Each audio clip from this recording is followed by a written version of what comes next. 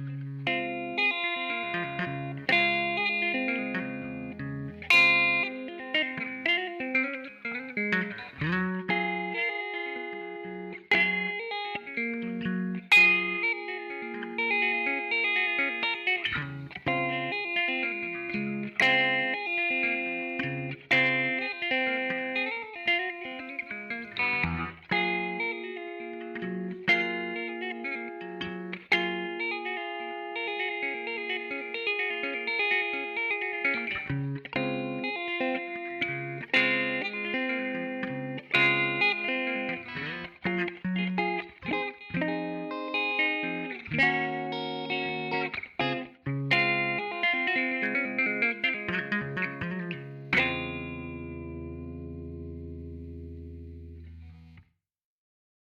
everybody, welcome to Manga Palate. Ah shit, I'm so excited. Oh, I've been waiting for this for a while. This is like one of the 5 things that I desperately want to talk about, but I feel we should save them for important things. Cause boy, if you just blow everything out up front, then it's not as fun, you know? And this is tangentially related to the end of our sort of Halloween thing, I guess, right? Yeah, pretty much. Yeah, yeah. Oh, right. This is a show where, I, Pasticia Luna, here with my co-host. Manga Chef Isaiah. Oh, I'm sorry, he's sleepy. I apologize. We're recording this at an unfortunate hour, so he's dead. This is the time I get up to go to work, though, so I'm fine. Anywho, yeah, we watch a show or read a thing or whatever and talk about it. And for the purposes of this one, there's a show and the manga, and I said, no, no, no, no, no. No, no, no, let's do the show. And you know what? Let's not even do the first season. Let's do the second one. Because the first one's all preamble. It's all set up, and it's really faithful to the manga. And then the second one is just fucking nuts. Manga System, Isaiah, what are we talking about today? Today we're talking about Rosario to Vampire, Yeah, season 2. yeah, we are. Oh boy. Oh man. Oh, oh, it's amazing. It started running from October 1st, 2008 to December 24th, 2008. So 10 years ago. Fuck. Okay. So you want to take it like we normally do and go from the top with the voice actors? Sure. Okay. Uh, you know what? Do you want to do the premise first, or do you want to do the voice actors first? Because I'm really excited to do the voice actors and then other shit. Actually, I think the premise would be better. Yeah, because we just say the names, I feel we should actually say who it is. Especially because this season of the anime expects you to have watched the first one, so there's like no preamble. Yeah. Okay, so, quick summary what happened in the first season. Yeah, sure. Go for it. So, this normal human guy Yeah, ends up going to this, monster high school.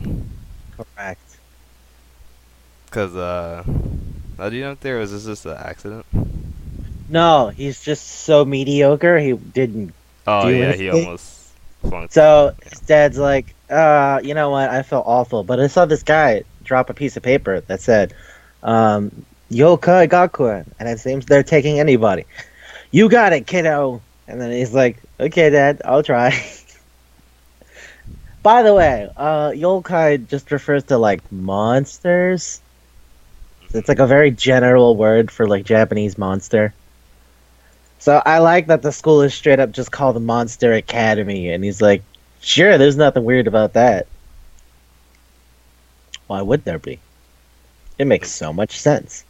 Maybe just, like, that's Like their going football to, team or something. yeah.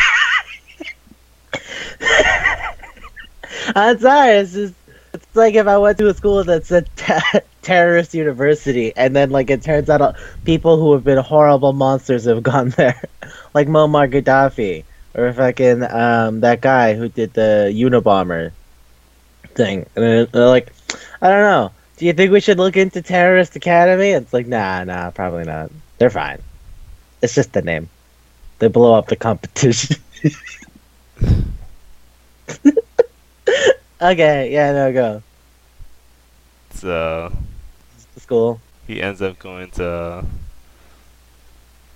Yokai Academy. And he on the way there on this bus trip, Mm-hmm. um, the bus driver is like, you have to be tough to the side of this school. A human never survived there. He's like, oh, kind of scared. Well, I was like, I don't know what you mean by that, man. And then, like, the bus goes through a tunnel, and then on the other side of the tunnel, the sky is like fucking dark red and shit. And all the trees are gnarled and old. Like they're dying, but they're not dead. It Yeah, is. and It's quite a picture. yeah, you said the sky's already like red. Yeah. When he's walking through the little forest area, he ends up um getting hit by He gets run over. run over. Hits gentle. Hits Right. like she fucking like just crashes into him. She like flies through the air and lands on top of him and just mangles her bicycle Yeah. into his body. That's our protagonist, Mocha. Aka. Well, the Yeah. protagonist is Sukune. I would say the female lead is Moka. Because we're following Sukune. Whether or not he's doing anything is independent of that. Okay, our female lead is Sukune. I'm just saying. Because, like, when, like, in the manga, when stuff happens and people have to leave, we're still focused on Sukune. That's it. Doesn't matter whether or not the girls are even there. It's all about him on his own personal journey. And how the girls try to. Oh, well, yeah. I mean, ultimately it leads back to the girls, but it's more about just him being there in general. Alright. Anyways, But yeah. so he meets Mocha. Mocha's like, why does this guy smell so good? Or monster smell so good? Because she doesn't know it's a normal guy yet. But no, it's a human. Why would a human go to a school literally called Monster Academy? That's so dumb. But he's super wet. Ah, I love that. I love that so much. Yokai Gakuen, school for just yokai. Alright. I'm in here too. Ooh, that's bad. Ooh, that's not good. Cause like day one, they go like, all right, so remember, we're making sure everybody can get used to humans. And one guy goes, why don't we just eat the men and rape the women? And it's like, hey, don't talk like that. Zakune just freaks the fuck out. He goes like, what did he just say? Well, I'm sorry, what? What do you mean? What do you mean get along with humans? It's like, cause we're all monsters here. Oh, okay. I gotta leave now. I gotta get the fuck out of here. I'm gonna die. I think he also gets bullied by that same person, like the. Yeah, it's the same guy. Yeah. It's Komiya Saizo. He's an ogre. He just comes up and he's like, why don't we fucking kill the men and rape the women? It's like, what? What did he just say? And I love that the teacher was really casual about it. She was just like, oh, come on, don't say that. Shizuka Nekonome. Greatest teacher ever. I love her. She's a cat lady. Pretty sure she's like supposed to be just a bakeneko rather than like a fucking Nekomata, because Nekomata have two tails and fire powers, and it just seems to me that she's the regular cat. By the way, Shizuka Nekonome, voiced by Kikuo Inoue, an incredibly famous voice actress. Like, not joking, famous voice actress. She was on Bishoujo Senshi Sailor Moon. She's on Full Metal Alchemist. She's Belle Dandy. She's the lady. I think she's the lady who created that Forever 17 Club that voice actresses like to joke about. Where I think she's like 64, and then by the time they ask her what her age is, she's like, "I'm 17," and we go like, "Hey," and that's just a joke everyone has now. Among important people in that club is Yui Horie. Also, she said before that she feels she used to be a fish in a past life. So sometimes she like uses fish as like logos and symbols. Okay. Yeah, these are all facts I know. Okay. So yeah. He ends up being saved by Mocha from the guy that was like, let's With eat killing humans. Yeah, he's humans. an ogre. Yeah, and she has this Rosario. Rosario around her neck. Rosario. Yeah, Yeah, you were about to say Rosario and Vampire, like the name of the show, weren't you? yeah, it was. Yeah, you were. But Yeah, you. she does have Rosario, and she is a vampire. That's those. Both of those are correct, and that's the name. There is no. What's the word? There's no subtlety. There's not. There's nothing that like. Oh, does that supposed to mean? Nah, it's very literally. The girl has a rosary around her neck, and it seals her vampire powers. Which is And another complicated oh, story. it's a whole thing. The point is, Sukune takes it off, even though it's never supposed to be able to be taken off. Mhm. And once it comes off, she turns into her like quote unquote inner mocha slash true mocha form. Which boy, do I have a lot to say about that. But we'll get to that. And then Is she it beats the just shit out of because she Oh, likes him? I think it's because he genuinely has no ill will to her. Uh, so he's Like, like pure enough to take it off. yeah, he's like he's a nice guy. He likes her, and he doesn't hate her, even though like he should be afraid shitless of her. He's like, no, she is a good person. It's fine. So it being like someone who has no ill intent and genuinely just wants to be close to her, like removing it, lets her show who she really is. Which again, I got a lot of sir about that, but hey, we'll do that moving forward. Yeah. But yeah, So she also I that's like in to mention whenever she wins a fight, there's this bat. that's in the anime. But Yeah. yes, there's a bat that just shows up. And by the way, I love him. I love him so much. I Me love his too. voice. I love his gimmick. I like how at the end of every sentence he says "Dechu." It's fantastic. And he's He's like, like that this. was a whopping Yeah, 15 yeah. seconds for the It's fight. like this. It's fine lasting for 15 seconds, Dechu. It's amazing. I love it. Every other sentence, Dechu. And I'm like, I love you. I love you so much, you weird little shitheel.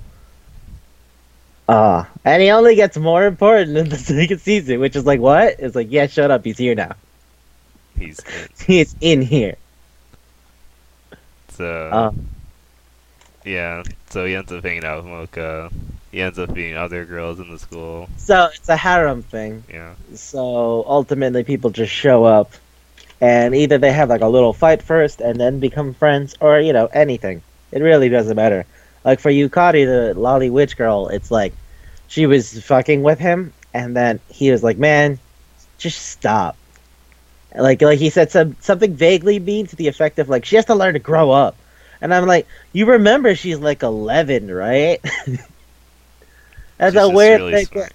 Yeah, she's like, it's not that she's just small. It's like, oh, maybe she's just very small for her age because they're all supposed to be like 14, 15. They're in high school, and it's like, no, she's 11.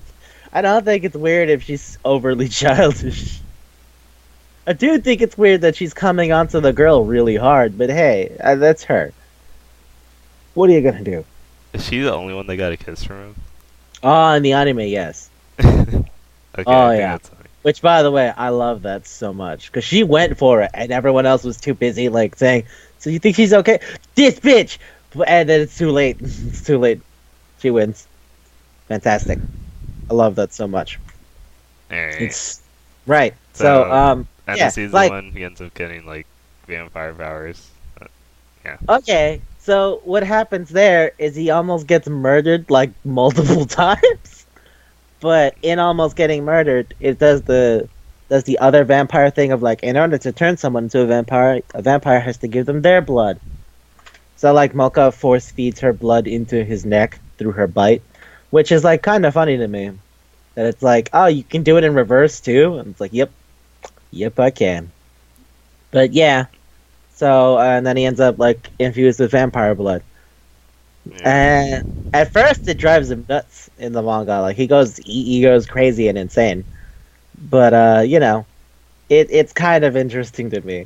I like that the manga got really serious and turned into a fight thing, sorta. But like this went the opposite direction because they were like, "Hey, look here, we're not gonna make it super big if we go for the fight thing. There's too many of them already. The battle harem is a thing. We're not gonna win that battle." But what if we go the opposite direction? I'm like, I'm listening. Yeah, yeah, yeah. Let's just push it to be as like perverse as possible. I think that works. Doesn't it? Doesn't it? Oh, I love this so much because it's like the first episode is mostly just him going back to school for the first time forever, and like 10 seconds into it is your first flash of underwear. It's insane. Don't give a fuck. Literally 10 seconds into the first episode, you see Mocha's underwear. No, Fuck. wasn't her sister? What's it called? Coco? I remember the bicycle. Yeah, I think he sees Coco first. Okay. I'm just like, wait, But- who just hit me? Is this the same place I saw Mocha? Yeah, fantastic. Also gets hit by a bike. Also gets hit by another bike. But yeah. Okay. So now I'll go over everyone. Tsukune Aono is voiced by Daisuke Kishio, who was Suginami on the Capo, and he was Negishi on DMC, that show that I told you about, where the guy has to split between life as a death metal musician and attempting to be a Shibuya Kei guy. Yeah, I remember it. I want to sing fancy romance music, and then when he's off stage, he has to go fucking do death metal, and he's like, I don't know which person I am anymore. I think I'm losing myself. It was also on Beelzebub, so that's a thing. Also, fucking Kuzuryu Fuyuhiko, the mobster on Danganronpa. So there's Lobster? that. Yeah, the season, the fucking second game. Oh yeah. Yeah, Oh, the Yakuza kid. The guy who's tiny and then has one eye. Yeah. After Moga Akoshi is voiced by Nana Mizuki. I thought who you were is- gonna go on Danganronpa tangent for a second. What? No. Okay. No, I'm too excited about this. Okay. Nana Mizuki, who is Hinata on Naruto. I feel that's what everyone knows. But she's extra special to us because she was on Dog Days. Remember? Do you Yeah, remember anything about Dog Days? I remember. Who was she? Was she the ninja? She was Ricotta, the little magic girl. Oh. Also double duty because she played the cousin. Oh, I was gonna say she's Rebecca. Alright, that was a second. That was close, but not close. Because you're right. It's one of the other magic people, but no, it's not fucking Rebecca. She's also Saya on Blood Sea and all those other things. So Blood that kept going. Get in. She was also on Happy Lesson, and a lot of people on the show were on Happy Lesson. Happy Lesson is a little thing for me, which is kid is poor, doesn't really have his family, and a bunch of teachers decide, you know what, we're all gonna be your new replacement mothers. It's like, okay. But then they're also romantic, so it's weird. I loved it. I loved it so much. But we're not here to talk about that. Anyway, Kurumu Kurono, the succubus girl, was voiced by Misato Fukuen, who voiced another character on Bloodsea. She's also the crazy stabby girl on Boku no Hero Academia, Himiko Toga. She's also Chibi Usa on fucking Bishoujo Senshi Sailor Moon, her daughter from the future who just shows up to hang out. And she's also, what's her name? God damn it. Her name is Tyuju, but I forget what the other girl's name is. Oh, Yami. Yeah. She's the scientist who created Yami on 2W. Also, Rika on Haganai. Rika Shiguma, the weird science girl. Then there's my personal favorite, Mizore Shirayuki, voiced by Ria Kugemiya, who was on so many goddamn things, and is so great at what she does. She was on Rote no Mocha as Astaroth. She was Taiga Asuka on fucking Toradora. She's Louise on Zero no Tsukaima. She's a lot of things. Then we got Yukari Sendo, voiced by Kimiko Koyama, who was the weird lolly teacher on Happy Lesson. Yeah. Komoe on Tuaru, whatever. I forget. There's two of them. There's two of them, and I never remember their names. And she was a character named Fuka Narutaki on the Nejima shows. So there's that.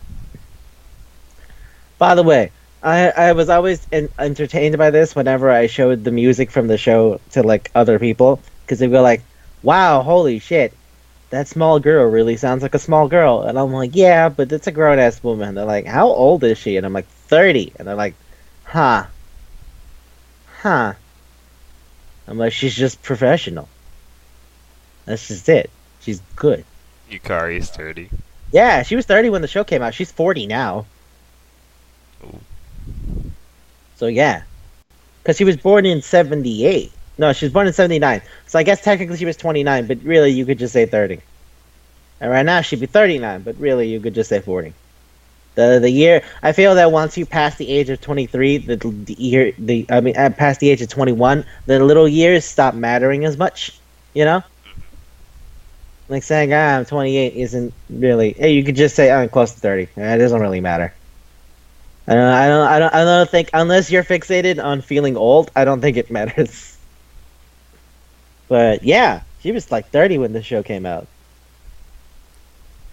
And then there's Ruby Tojo, voiced by Sayako Chiba, who was Ito on Ichigo Marshmallow, the lead girl Momo on Peach Girl, Birdie on Tetsu on Birdie. She was on Minami Kids, Hayami, and she was then we have Kokoa Shuzen, who was Chiwa Saito, who was on a lot of things. Shishirke on Berserk. She was on one of those Monogatari shows. She's Chloe on the Fate things. She's Stella on Arakawa Bridge X Bridge Under the Bridge.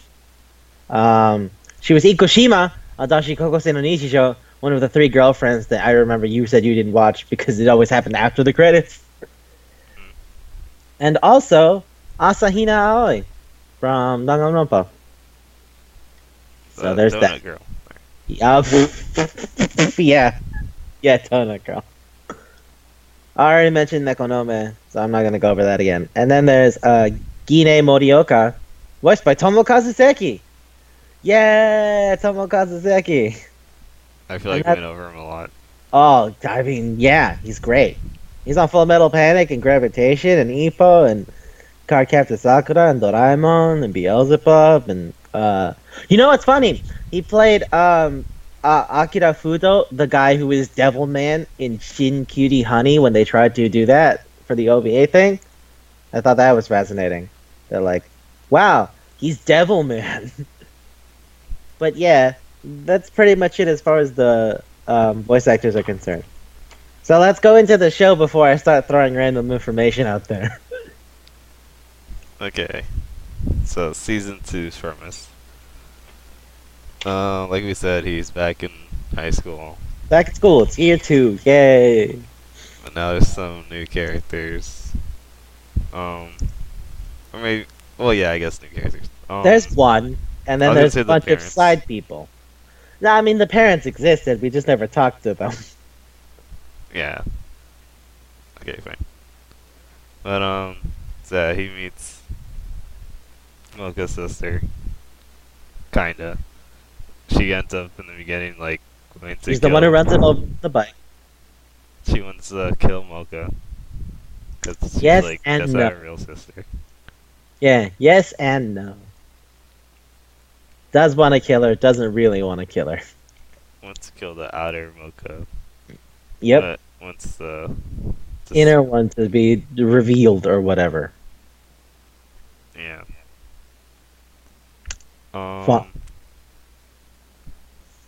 Yeah, I'll try to stop her.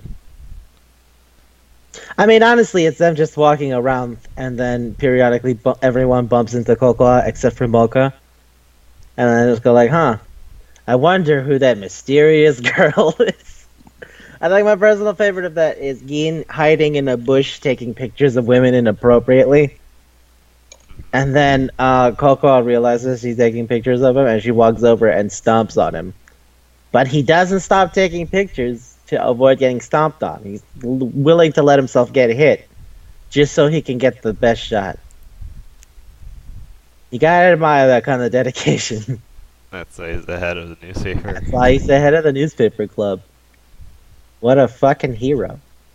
And then later when she's like getting into a fight in the fucking gym, he just said, okay, this is what I want. This is the thing he says that I fucking love. He goes, I know those knee socks. Yeah.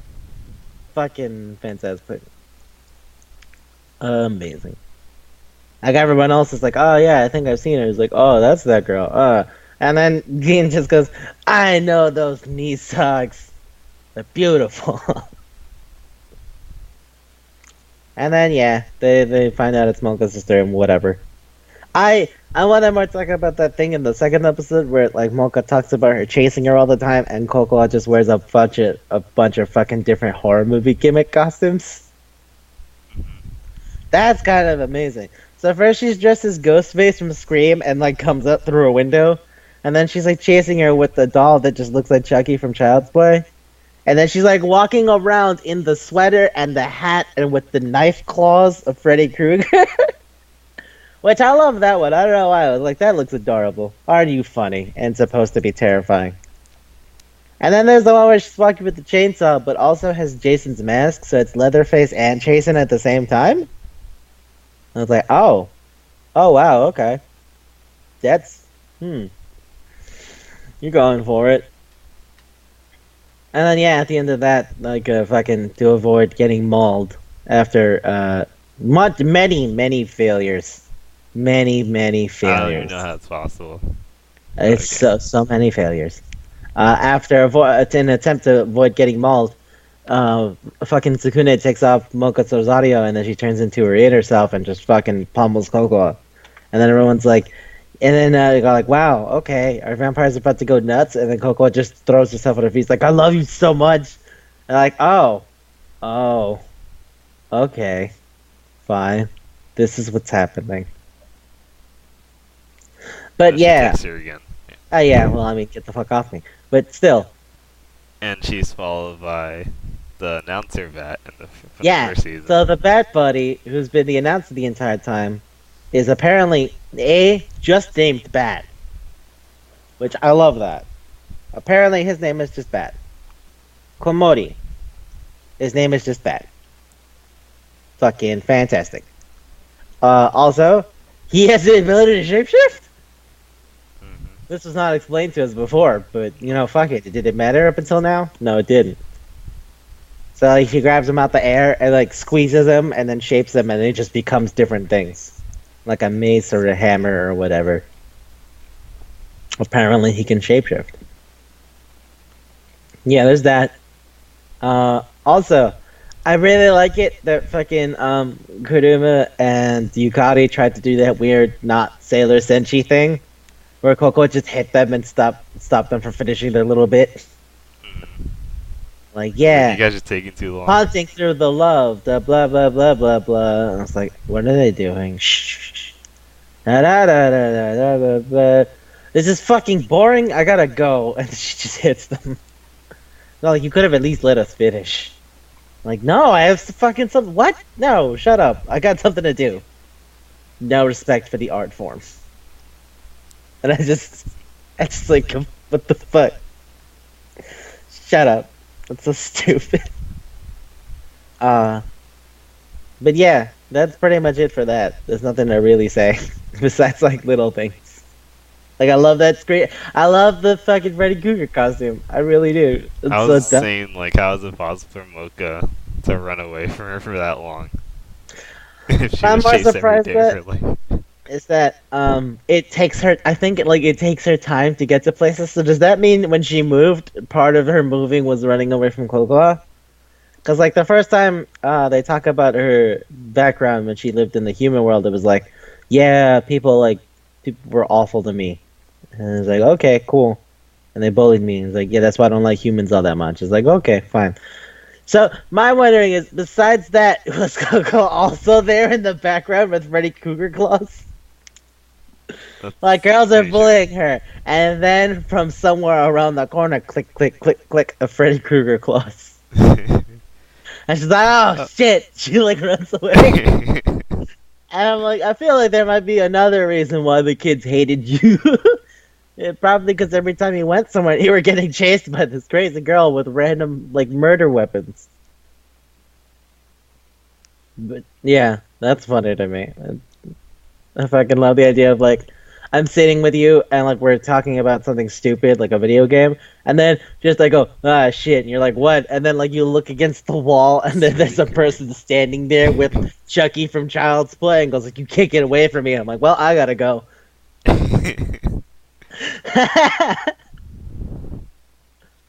Like I'm just sitting reading a book in the library, and then hear click click click, and I'm like shit, and then I turn around and somebody dressed up as Freddy Krueger. Well, I gotta go now. It's so dumb. I love it. Okay. That's pretty much it for that one, right? Much like Yankoi, this is the show. This is the show where we're gonna pretty much go through every episode because all of it was fun. Alright, episode 3. It's my favorite one. Well, it's this one. It's this one and episode 7 that I rewatch periodically just for me. Honestly. Is that Curry? No. 7 is his house. Okay. I love that house thing so much. It's amazing. Alright, 3. Okay. 3 is there's like a parents' day at the school. So it's like if your parents are around, they should come in. By the way, they bring back Saizo like as a background character after he got the shit pushed into him and he was like, eat the man, rape the women. Like he showed up as a huge asshole at the beginning, and now he's just like a weird, goofy background character. Which in this case, parents.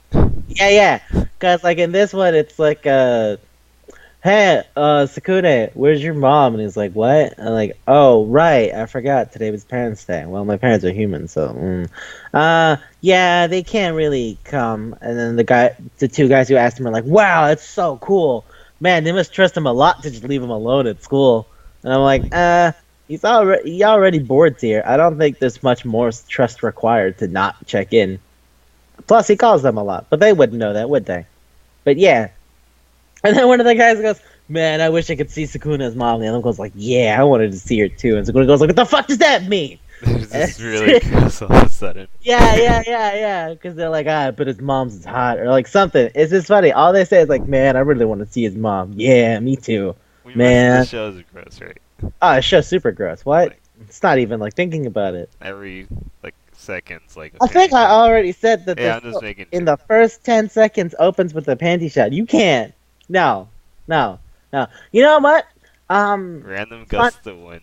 It's funny because it's like remember High School DxD? We were like, man, nipples everywhere, right? But they weren't frequent. I think they were there, but it's not like every 15 seconds there was a nipple. Versus this, like every 15 seconds you see someone's underwear. Like every shot is like every other scene you see at least one person's underwear. Whenever Amolka's kicking somebody, you see her underwear. Sometimes people are just standing at an angle and the camera is low enough, or the implied camera, because it's a fucking drawing, the implied camera shows you the girl's underwear. When Coco is like stomping on Gin, she like picks up her leg to step on him, and yeah, you just get a full shot of her underwear. It's just around. The ending episode bumpers are like 2 girls shaking their ass towards the camera, and then when they bump together, they bump their hips together, their skirts fly up, and you see their underwear. This show doesn't give a shit. Like, the first one, I don't think was that bad. I really think they turned it up to like 25 for this. Like, it's nuts. It's insane. And I fucking love it. It's so dumb. But yeah. So it's Parents' Day, and it's like, oh, well, my mom's not here. And then Saizo Komi is like, right, well, whatever. And then he sees his parents, and goes like, Mommy, Daddy! And then he runs, and they go like, oh, is he like that with his parents? He's like, I thought you got hurt. And then his mom's like, it's fine. His dad's like, you're a good kid. And they're like, weird. And then Molka bumps into him, and then he goes like, hey, so like, how's it going with you? And he's like, well, you know, I'm not close to my parents. It's like, oh. And then they have that stupid thing where they stare into each other's eyes. Oh, I forgot to mention that. Oh, they do that all the goddamn time. They just okay. So it's funny because it makes me think of like actual romantic dramas where they do that unnecessarily periodically. They look at each other and then just say each other's names, and they They just don't slowly do get close. anything. No, they just look at each other, say each other's names, and get closer to each other. That's it. But it takes like a fucking 10-second beat. It's a lot longer than you would have expected, You know, is and they that do sing it background constantly. music only? Oh yeah, I love the music so much, but I'm not gonna get into that before like I spent an hour on it. Okay. Let's keep. That's what I mean. I'm gonna do all that shit after the fact, cause boy, am I excited to say stuff about it. But anyway, so then yeah, and then the other girl, his other friends show up. Which so this is the thing that I remembered explicitly. I bought the DVD for this. I remember watching it online, and I saw the television version where there was constantly a bunch of bats over stuff because they're like, "Yeah, don't look here," and I was like, "Okay, cool." So when I bought the DVD and there were no censorship bats, I was like, "Oh, oh."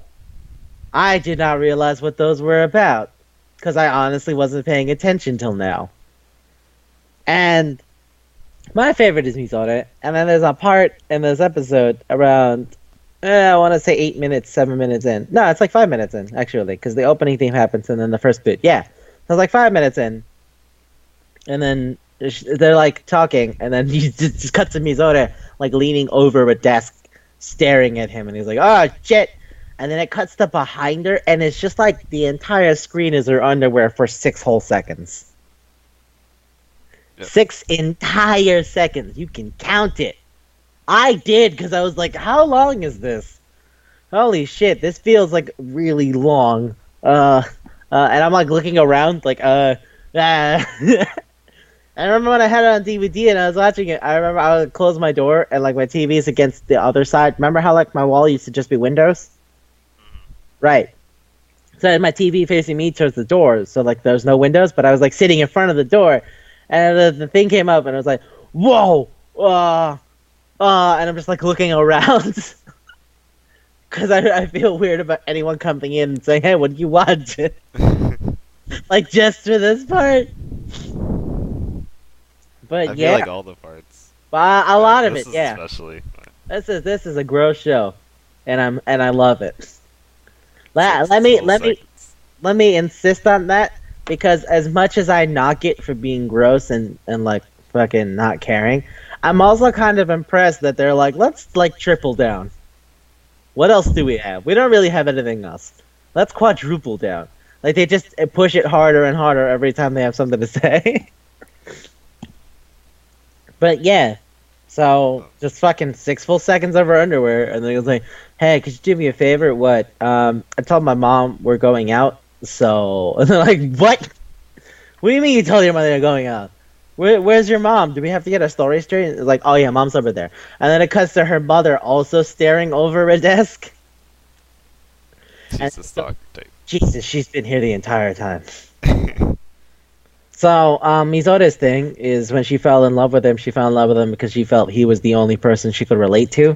Because she would read his articles on the news in the newspaper that they write for, the school newspaper that they write for. And she's also like, he sits gets with the me. gym teacher.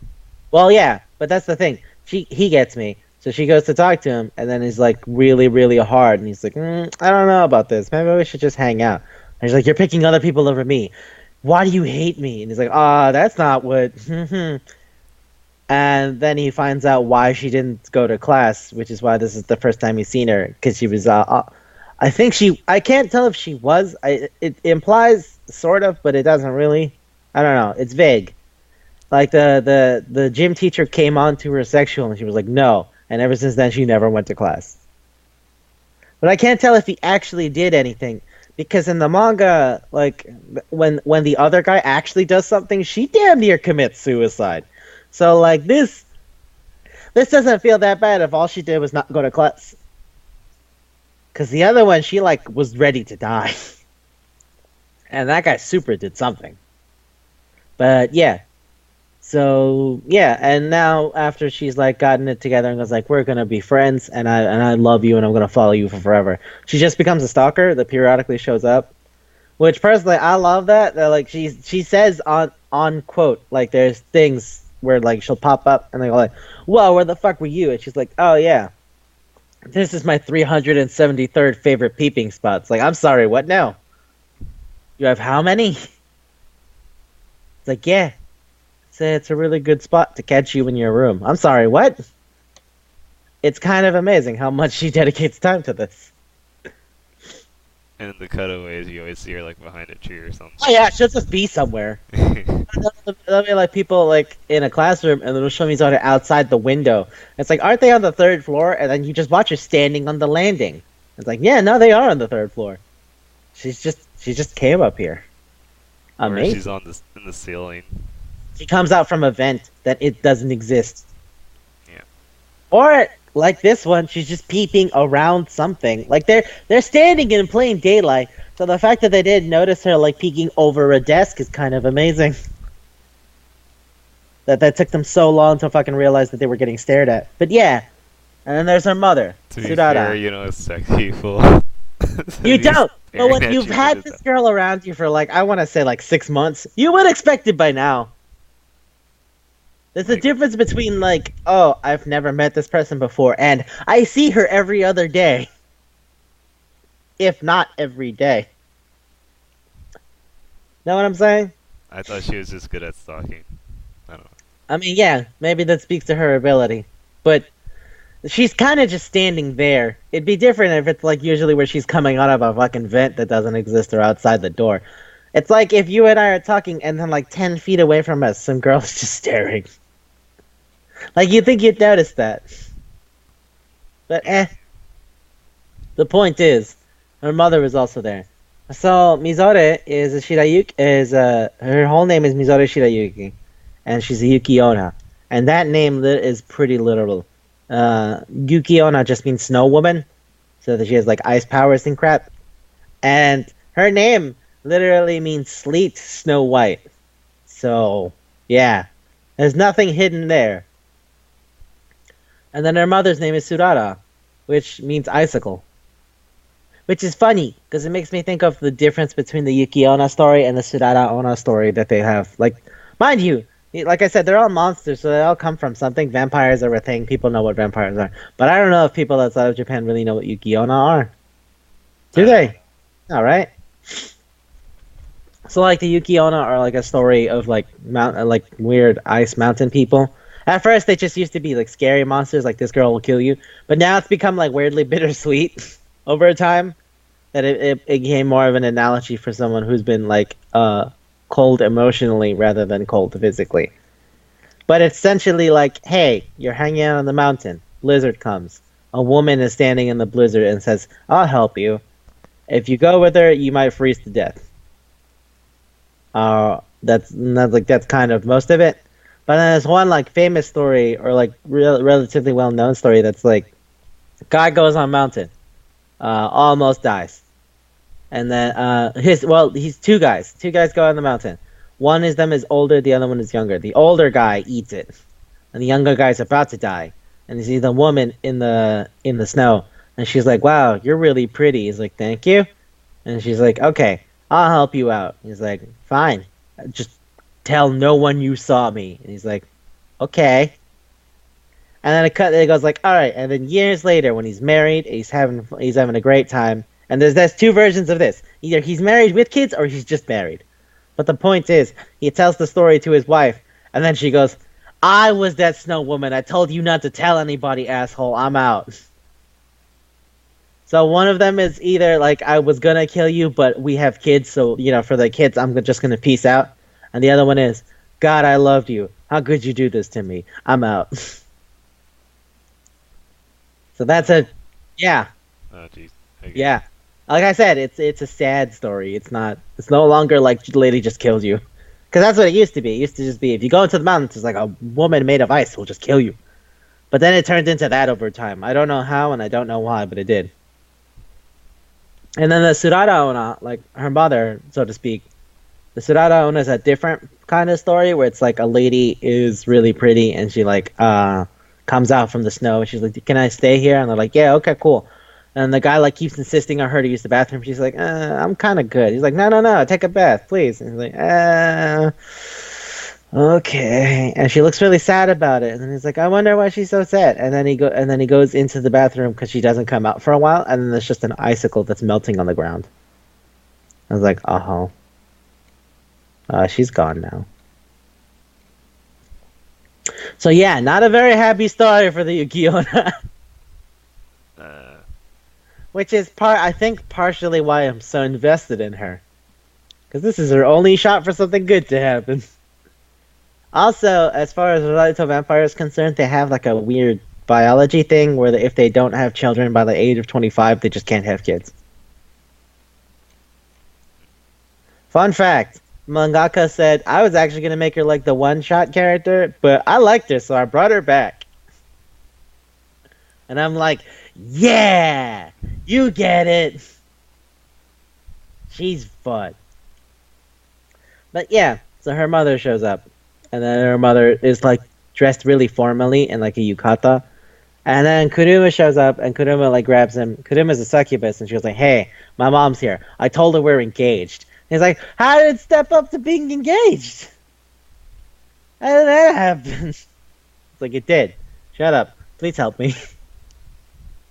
Also, when Mizore's mother, Tsurada, looks at fucking Moka and goes like, who's she? And then fucking Mizore, without missing a beat, just was like, oh yeah, that's some girl who like follows him around. She's whatever.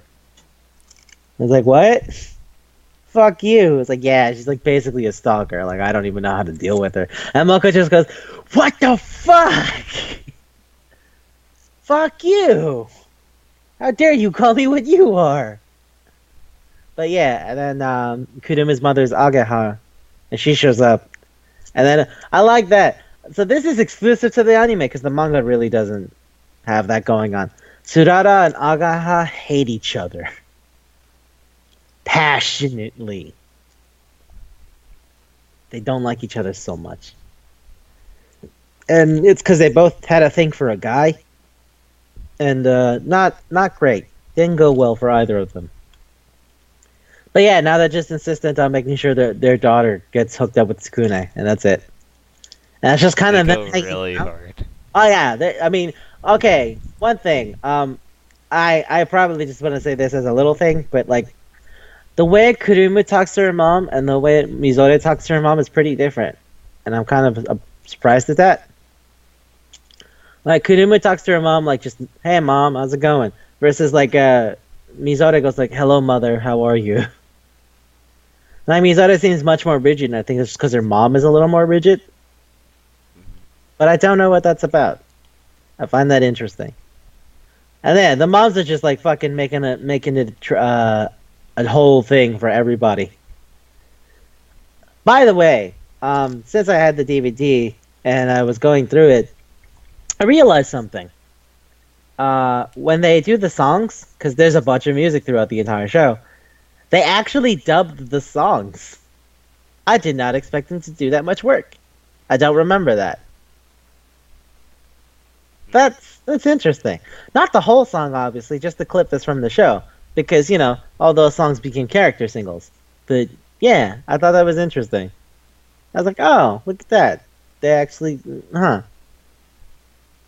Like the part where they zoom into, like, Bacchus to show its music. Oh, Bach?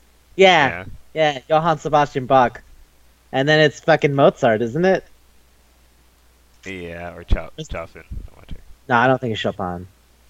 Because Chopin doesn't have that kind of crazy hair, does he? I thought he did. Was it just black? I forgot. Yeah, his is black because they always painted him young. Then yeah, it was Mozart. Yeah. But, yeah, for Mizore-san, they zoom into Bach. And I'm like, Bach? Really? You know what? I can kind of see it. The kind of, like, ritornello structure. Fine. And then Mozart, I'm like, because it's overly dramatic? It does feel like Mozart. If that's what you mean. But yeah, the music is great. I love that. I think that's part of why I watch this episode so much, because Snowstorm is such a good song. It's on my phone, and I gotta admit, I listen to it like at least once every other day. It is a great song. I love it a lot. It's in the key of C minor. The point is, I like that they also do the little video thing as they're singing in the classroom. It's just like Kurumu walking against the rain and shit. And then it makes Sukune look like he's Miyabe's husband because he does that thing where he flips the table with the food. He's like, "Get the fuck out of here!" I was like, "That's amazing." And then Mizoris is literally just sucking him. Also, there's that bit where she's just writing in the notebook, and I couldn't see it too well, but I think she was writing his name over and over. She was. Right? Well, actually, I can't read it. But, Yeah, because it could have been her name and his last name, like as if saying we're gonna get married, or it could just be his name. I couldn't make it out too well, but fantastic. No, it has to be his name because her first name is in hiragana, even though it's Lee. Yeah, I think it is his name. But yeah, there's that, and then okay. So one thing I noticed, in this, not so much the manga, the moms hate on him. hmm I forgot about that. Because I was always more focused on that part where Mizore's like standing behind the tree and she says Sukune Sukune like a bunch of times. I don't know why that always makes me laugh. It's like, except she says his name. Like, Sukune Sukune. Sukune Sukune. He's like, what the fuck? What? Come here. Yeah, yeah. Let's do it. Let's do it That, now. well, yeah. That's seriously like what she's saying. And then she freezes him into a solid block of ice. It's the only way I can keep you. Well, yeah. Yeah. And then And then Yukari the other girls comes show up and lose their shit. And yeah, Yukari uses the hot water tea thing. And she uses a tea kettle that is boiling hot water, but it's magic, so I don't know why it's there. But it's magic, so fuck it. To help him defrost. And then she threatens Mizono with it. Maizono? Mizono. Wow. Also, both of those are wrong. Wait, fuck. Good job. Good job. Good job. Man, I can't tell if that's because you're not awake or because you don't remember shit. Because those are two different things. That was Danganronpa, and then it was Nyankoi. And then the Yankoi thing again. Yeah, you are. Oh boy. Oh boy. Anyways, she threatens But- her with the kettle pot. Yeah, she starts chasing her with the hot water. She's like, I'll fucking melt you, bitch. I love. Kurumu tries to do some whatever. I forgot what Yeah. her thing was. Well, she kind of grabs on him, but she also has the eye thing of charm. She doesn't use it anymore, but it's still a thing. Yeah. Also worth mentioning. This is what I think of when I think of harem, where like the girls are around, but then they fight with each other. This is generally what I think of when I think of a harem. It's like, oh, they're hanging out, but they don't really like each other all that much because they're all competing for the same guy. And there's the one girl who's obviously pretty much won, but we're gonna pretend that there's even a fight going on. Cause more is just keep it going. So yeah, I'm like I'm more. That's why in fucking Gawarare, when they're all just being super friendly, I'm like, this is fun. This is not what I expect when I expect a harem. And I expect them to go like, no, you do it. No, you do it. No, no, you. I expect them to go like, bitch, get the fuck out of my way. I'll stab you. Which happens a lot in this. It's like Kurumu is hugging Sukune, and then she gets stabbed in the forehead by an ice shard from Mizore. And then Mizore gets a fucking giant big metal wash bin dropped on her from Yukari. And Yukari gets pulled away by Moga. Like, this is what I expected. This is what I think of when I think of stupid harem hijinks. Them just beating the shit out of each other while the guy goes like, you guys should stop. But not really doing anything about it. And yeah, I mean, by the end of it, the moms are just fight over getting Sukune. And then Sukune gets Inamoka to help, and she kicks him into them. Which doesn't really help, but, there's that. And yeah, he ends up, like, crushed into them. I think he's under Ageha's skirt and grabbing Surara's breast, right? Or is it the other way around? I can't remember. He's under Ice Mom's skirt. Okay, so it was the other way around. I just remember that they look really into it. And he's like, what am I doing? Where am I? Because Kurumu has, like, the big breasts. So Yeah, that's her thing. Yeah. Like I have And the manga incredibly. has bigger ones. Also, she wears that sweater all the time. Mhm. No one else wears that sweater. I love the little yellow vest thing that she wears, but no one else has that. It's just her. And the way that Mizore wears that giant sweater, and I'm so into it. I love the giant sweater. It's a And great look. the little strap thing. The little thigh strap thing, yeah. But you remember, Yukari also has like a garter belt, so like people have stuff. A lot of people have garter belts. I think that. Okay, hold on. Mizore has the thigh strap, Yukari has the garter belt, Ruby has the garter belt, and I guess the teacher Yeah, Riko. the teacher. But that's not that many when you consider how many people we see. But I mean, that's three people, and everyone else has like their own unique thing. So Yeah, out of like 8. yeah, No, but like 3 of them also share the garter belt. Then. yeah, that's what I said. A lot of people have the garter belt. Hmm. Okay. I'm gonna say I don't know if 3's a lot, but sure. Let's go with that. For the cast of like 8 girls that you see Yeah. every time. Yeah. That you see all the time. God, I love the teachers so much. They're so dumb. But yeah, and then that's that, and they go like, well, if you want to take it at your own pace, take it at your own pace, and then just peace out. Also, they see the guy they used to have a crush on, and he's Saizo's dad, so he's like big, bad, balding now, and they're like, oh. He's like, hey, I remember you guys. Haha. I haven't seen you guys in forever. All right, take it easy. He just walks away. I like that guy. That guy seems okay. He's just a jovial older guy who's happy with his wife and his son. Nice guy. But yeah, that's that. And the next one is Yukari taking those magic pills to get bigger. Oh yeah. Well, she doesn't take it. The The nurse is nurse like a monster and just. uses magic, yeah. But I remember the manga, it's like actually pills. Uh, Also, I like that the guy who has a thing for her is a weird Rokurokubi. Shit! I just realized that's another thing that's like, I don't know if people know what that is. Rokurokubi is basically like a person with a really, really long neck, and they're like monsters that eat people. And they can choke you with their neck. But yeah. He's like a Rokurokubi and a dirty lolicon, and that's his thing, and he's like, Rokurokubi's like the lamest monster, okay? I can't put up a lot of a fight. So just leave me alone. And hangs out with his stupid friends, the Umbrella, fucking Bakakasa, and the other one. God, I can't remember what his other friend is. But yeah.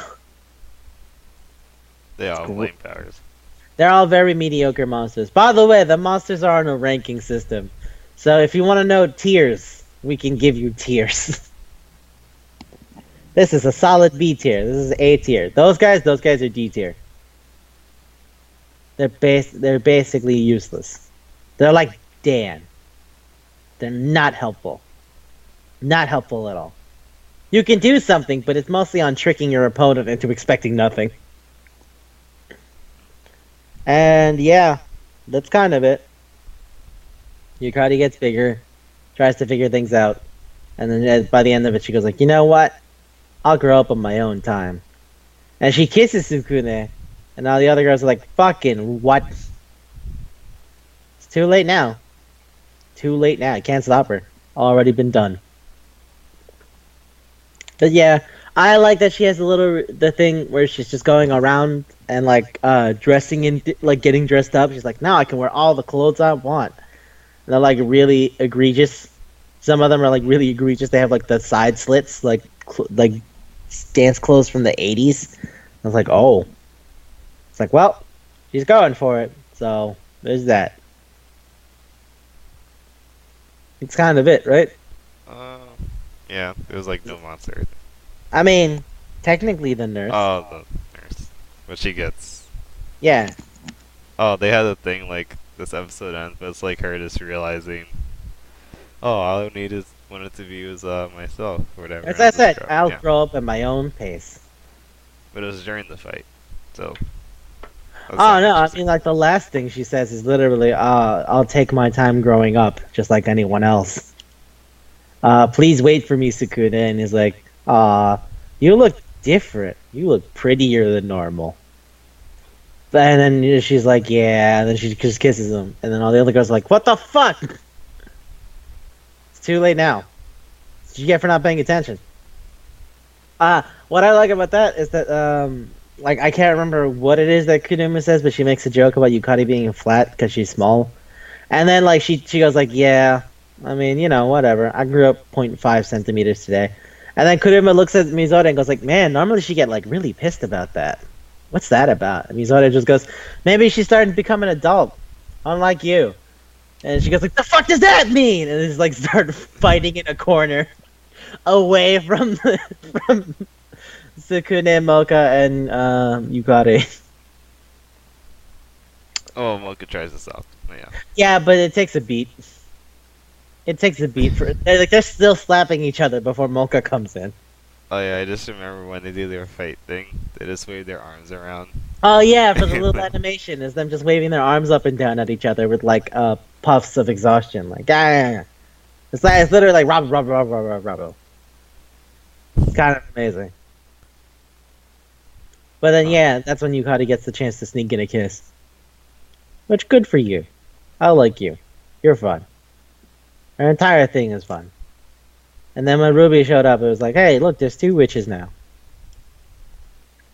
And then, yeah. Story. Oh, boy. Yeah, that's what she says in the anime all the time. A lot of things have happened, and we're here now. So many, many, many things. But yeah, then the next episode is them going on that trip, right? Trip to... I don't remember. the ski mountain yet. No, that's way later. But I don't. That's like episode 9. But I can't remember where they went. They just went somewhere, and then Sukune gets kidnapped. but I want to say this: when they're on the bus, there's a line that Kuruma goes like, "All right, so the other week it was Mizore, and last week it was the little witch girl. This has to be my episode now, right? This has got to be my thing. Fuck yeah!" And then like. Fucking Sukune and everyone else already left the bus. And she's like, God damn it, don't leave without me, you shits. I love it. Ruby? No. Kurumu. She's sitting in the bus and she's going like, alright.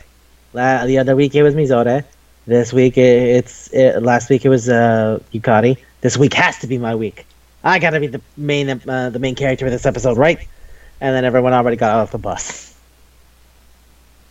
Oh yeah, this is the episode where the intro was like, we're gonna take over this part of the town. We're gonna take over the world is what he said. Yeah. And they're like, wow, that's a pretty stupid thing. Whatever, just go do it. And then they're like, what? Like, yeah, we don't actually give a shit about that. We just want Sukune. Which what I love about that is that Ruby dropped like a manga from the 80s and was like, here's what we're gonna do. And I'm like, fuck you. Where did you get that? Why does that look like it's like 76? What? What is that? And then Mocha references Suke Bandeka when she pulls out the not yo. I lost my shit. I don't know, man. Like, I know stuff like that. I read a lot of stuff like that when I was younger because I was like, this is so interesting. Like, Otoko Juku and shit like that. I was watching guys being dudes, like shit like that. I'm like, this is so weird to see it here. And some of them are like wearing the weird gaudy makeup from like fucking 80s interpretation of what delinquent girls look like. And I'm just like, fuck you. Fuck you that this is happening right now. Just kill me. I love that random stuff from the show. I couldn't do it, man. I was just like, oh god. Oh, I forgot about this. Oh no! Oh boy! And like at first, she drops the magazine and it's in shadow, and they're like, and then it cuts to them like with Sukune tied up and the other guys from the other school, and they're like, yeah, we go from Monster Technical University. It's like, fuck you that you just added another word to Monster School.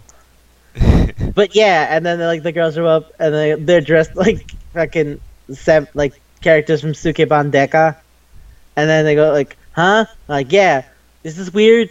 And I knew this was fucking weird. And it cuts back to Ruby opening the old manga. They're like, whoa, what's this? Like, if you're gonna fight a delinquent, this is how you gotta look.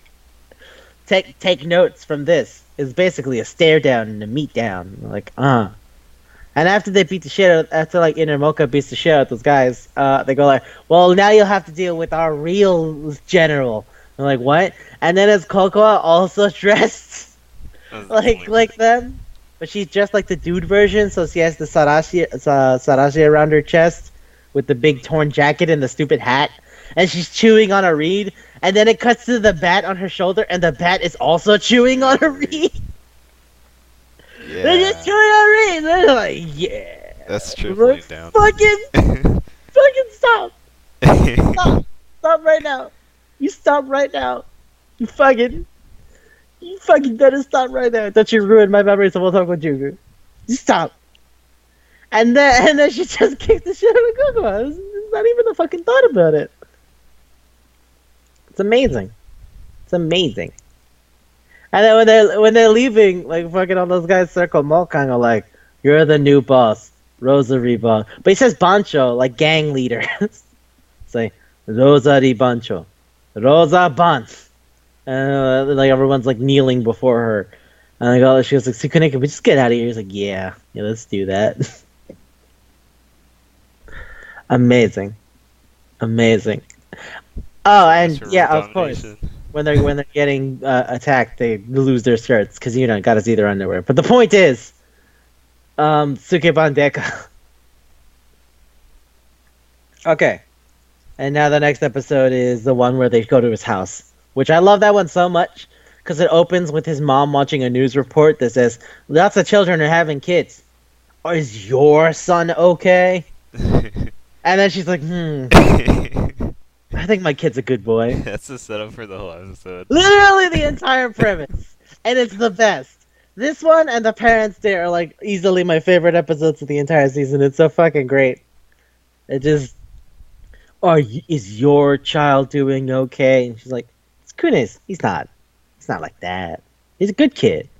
And he comes home because they're on vacation. He's like, hey, Mom, how's it going? He's like, yeah, he's home. And then, like, the girls show up. And at first, it's Mocha. And the mom is just like, it's okay. He just invited his girlfriend over. It's okay. It's not weird. And then, like, when he's with Mocha in his room, and he accidentally trips over her, so he's got her pinned against the bed. And then they're doing that thing again, where they just talk about each other's name. But he realizes he's touching something. He's like, this feels way too soft. This isn't... And then Kurumu gets up from his bed and goes like, shit, did I fall asleep? Well, anyway, you're here. Yay! It's like, what the fuck are you doing here? It's like, I snuck into your room and I've been waiting here for a while. And then Mizore was in the closet. Yeah, that's it. And then Mizore was in the closet, and then fucking Yukari comes in through the door. And he has to calm down, and then his mother sees like 4 girls and goes like, what is going on? He's like, hey mom, it's cool. It's fine. He's like, no, what are you doing? Why can't you be a good boy? He's like, what? No, come on, mom. They're just my friends. And then like the girls are waiting in the other room. And they just go, just friends? Fuck that. Fuck that noise. He's like, mom, just come on. Come on, mom. Huh? I'm pretty sure she just faints. Yeah. Well, no, that's after the fact. That's when they're all running out from the bathroom. It's like, why were you all in the bathroom together? Oh. And the cousin is there, and like I love that the cousin's response is like, "Wow, you must have been real. You must have really gotten mature now." It's like, no, that's okay. I thought she said you have to be mature and make a choice. Well, no, it's after when like she goes like, "All right, but the first thing she goes like, wow, you must have really gotten older now," because she sees that he has a bunch of fucking different girls he's hanging out with.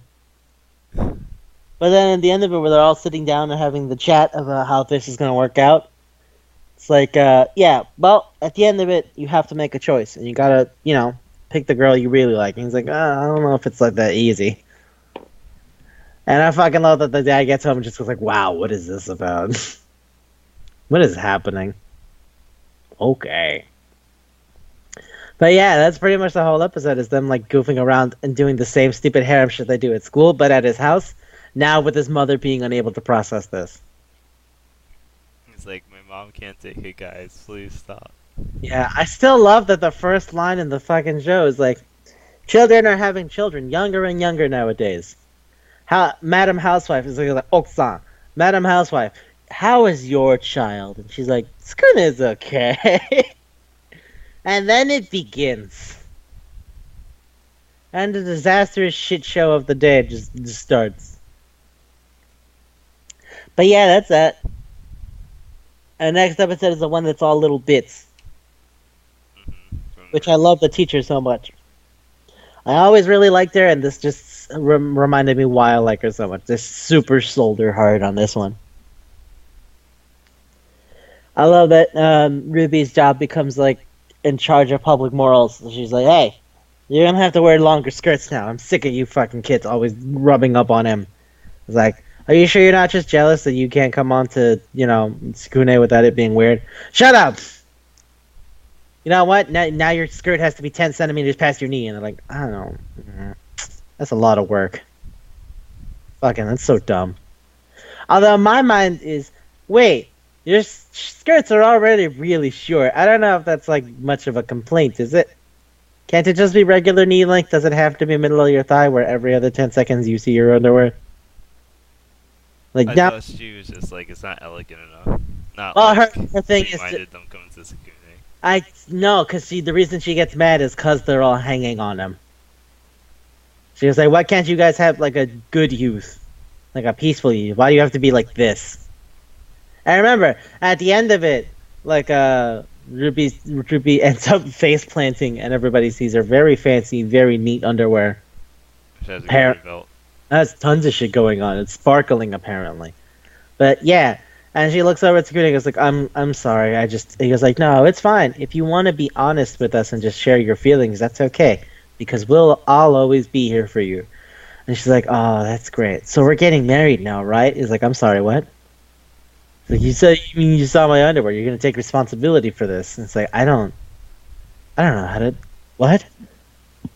Also, I love that the fucking teachers would just dress schoolgirl uniforms, because they're like, look, this is the only clothes I had with the skirt long enough to do the thing you wanted. Okay? They're just dressed in school uniforms. It's amazing. It's so students too. It's fucking dumb. Like they're going to the girls are all on Sukune at the dorm after they got their skirts changed and stuff. And like Gin is complaining because he's like, I don't get it. Why do we have to do that? It's so hard to take pictures of their underwear now. I mean, it's stupid. That's all I mean. It's stupid. But yeah, then the teachers walk over and they're like dressed in like a completely different uniform. And then she's like, why are you wearing that? You're supposed to be teachers. You're supposed to set an example for the students. And then the teacher just goes, look, man, this is all I had. I literally don't have any other clothes with skirts this long. Which is why I like that they gave her a bit where like the girls are going like, hey, did you hear Ruby's gonna make the skirts really long? Like, shit, oh, it's so lame. And then the teacher comes up from behind the desk and her itty bitty jean skirt is on, and she goes like, I don't even own other clothes, I think. I gotta go shopping. Shit. That's funny. And she has a shopping montage. I love that shopping montage. It's great. There's a poster in the background when she has her shopping montage that said something that I thought was amazing. It says, Petite Batman. You can fly like a bat. And it's got like a bunch of phone number tags. Like, take this phone number. I'm like, what does that mean? It's a picture of a bat, and it just says Petite Batman. And in like big slanted letters, it's like, you can fly like a bat. It's got the little things like take the phone number. Also, I love that there's that part where Gin's like, what does Sukune have that I don't? And then like he's like thinking about it, and while he's like thinking about it, he picks up some of the pictures he took. So he gets rid of the pictures that are about serious crime shit, and he keeps the pictures that are of girls changing. He's like, well, gotta put those away. And then he kicks away the serious pictures. Like, yeah, fuck that noise. Anyway, what does he have that I don't? And then he looks at his hair, and he goes like, it's hair. And then they come in the next day, and it's like, hey, Sukune, oh, it's Gin. Your hair looks weird. And I was like, yeah. And they don't fucking talk to him at all. Nothing changed. Nothing. I like the point where Ruby was like, don't try to do anything to stop the long skirts.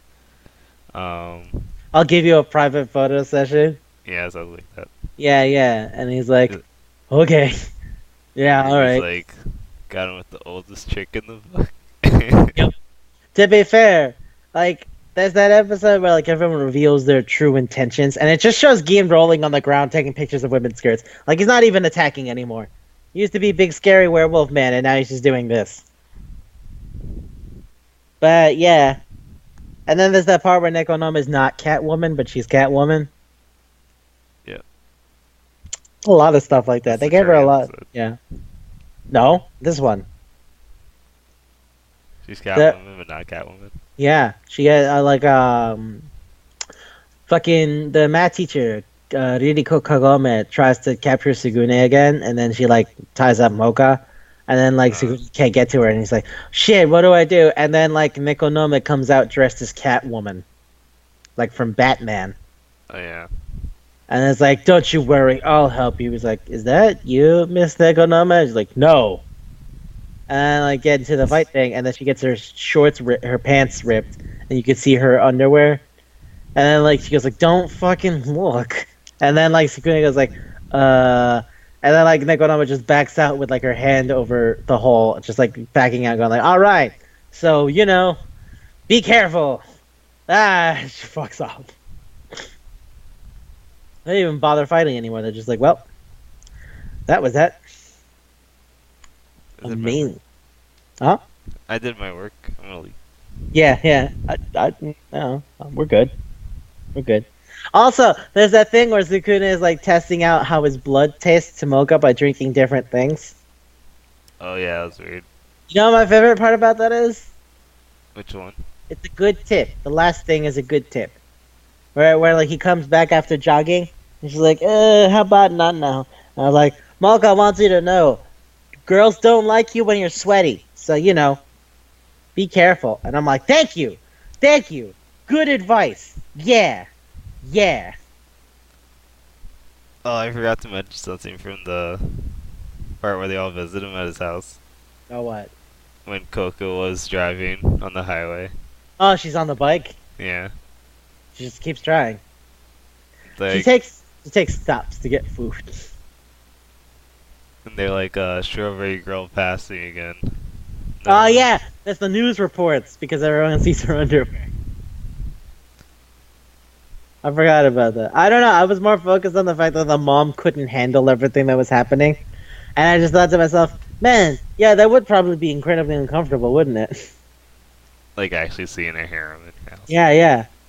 But That'd be kind of upsetting. at the end of the episode, they ended up doing like the Tom and Jerry thing. Oh yeah, they were already gone. And Coco was just like, "Oh man," and it Gotta zooms go in on her back now. face. Gotta go back now. Yep. Always that one. But yeah, is fucking like good tip. Don't be a sweaty dork. I was like, yeah, good point. Also, I can't tell if that was a jizz joke. Oh, You ever- nice sweaty. No, the fucking your blood tastes like whatever you ate. You ever hear that thing that people talk about, like, if you eat a bunch of pineapple, your cum tastes like pineapple? It's like, okay, whatever, dude. Yeah. I've heard people say that. And, like, then I saw this, I'm like, I can't tell if those are related, or if that's just another completely different joke. Because that's the thing I've heard people say a bunch. And I'm like, I don't really care, but sure. And now, like, there's this where she's, like, just watching him, like, overstuff himself with specific food at night. And in the morning, she goes, like, your blood tastes sweet, or your blood tastes bitter, or, like, what? And it feels like he's doing it on purpose to test this out. I thought he was doing it because he lost so much blood, but I don't know. That's what I mean. It feels like he's doing it, like, alright, which one of these will get her to fuck off? But it's based on the amount of food he's eating, isn't it? Mhm. Yeah, that's what I mean. Like, he's testing the flavor that'll be awful, and then, like, he drinks a bunch of garlic crap, and he's like, maybe this'll work. And then, like, she just goes, he's sweaty. Nah.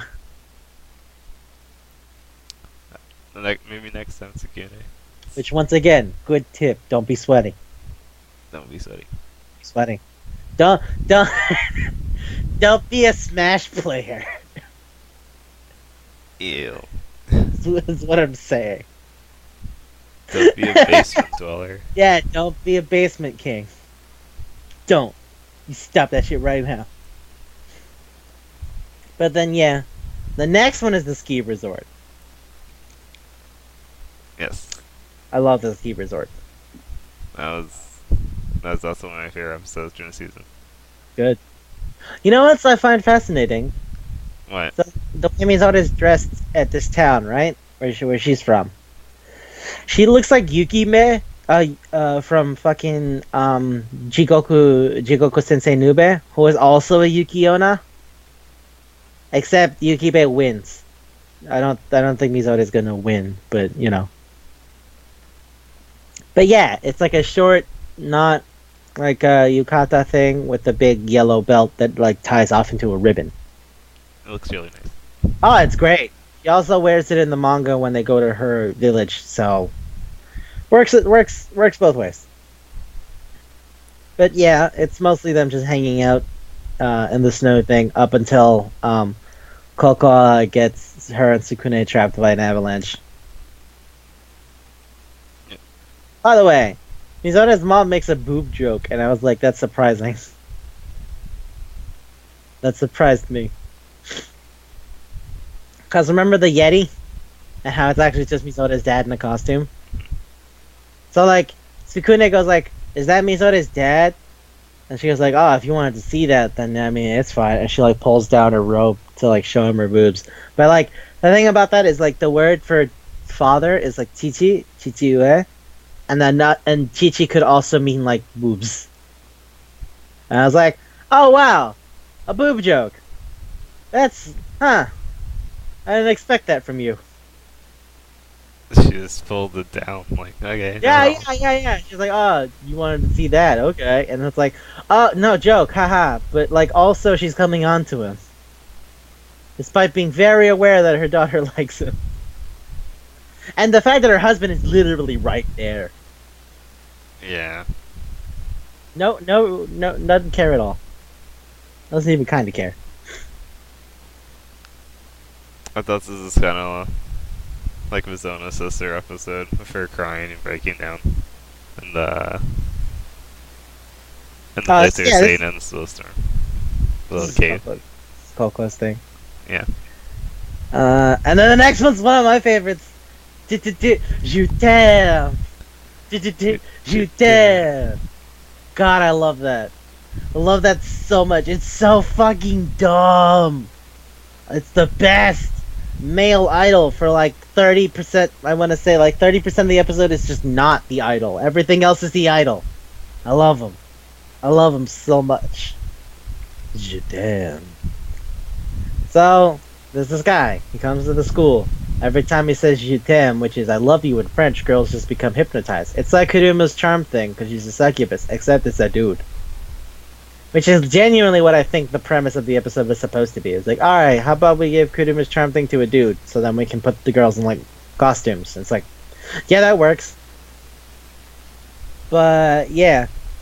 I literally wrote here just big old letters. Yeah, je t'aime. Fucking, I love it so much. And he just kind of walks around and just says that to people. It's kind of amazing. And then there's the whole big dance number where he's just singing. Also, I fucking did you alright, you watched it, right?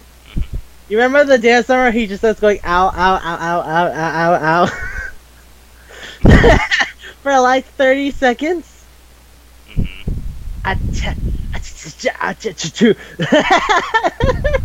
So fucking dumb. I love the clothes. Clothes are great. Clothes continue to be great. They have so many clothes this season. So many costumes. So many random costumes. It's fantastic. But yeah, I also love that Gin loses immediately. Yeah, it's just a puppy. Oh yeah. Yeah. He goes up and he's like, hey, so how's it going? And he's like, Gin senpai, you're gonna just think about this, right? He's like, yeah, I got this. And he goes over and he's like, come to me, je t'aime. And it just shows Gin like throwing himself at his feet. And Sukune goes, God damn it, like you didn't even fucking fight, did you? God damn it. It's amazing. Also, it looks like they're wearing weird Gundam clothes. Like, not Principality of Zeon, but Principality of Zeon clothes. I thought that was nuts when they were doing the whole march thing. I also They're all love, in. I love that they're perpetually smiling and they don't want to smile, so they're having the internal argument of like, please do something. And the only reason everything stops is because Coco shows up and helps Mocha, or rather, in an attempt to save Coco, Mocha gets in the way, and then Sukune lets her go. He unleashes inner Mocha and she beats the shit out of him. Also Cocoa. But what's amazing about that is that it turns out this big handsome guy is just a little bat putty. He turned into a dude. I want to also point out that Yeah. that guy was like, "Oh, I thought he was gonna attack me. I didn't fall for that. I seen that coming from a mile away."